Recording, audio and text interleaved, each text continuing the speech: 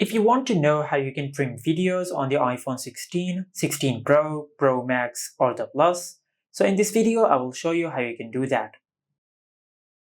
First of all, just open the Photos app, then select the video which you want to trim. As you can see, this is a video which I have recorded. Now to trim the video, just tap on the edit button, and from here you can trim the video as you like. If you want to remove the end part, just cut the video from here. As you can see, I'm trimming the end part of the video, and if you want to trim the start point, you will be able to trim it from here. And as you can see, if I tap on the play button,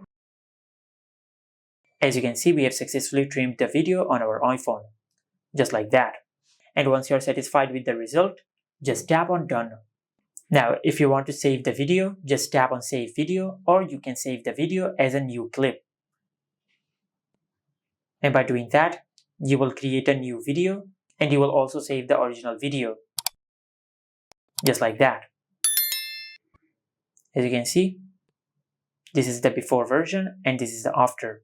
And this is how you can trim videos on the iPhone 16, 16 Pro, Pro Max and the Plus. Make sure to like, comment and subscribe. Thank you for watching.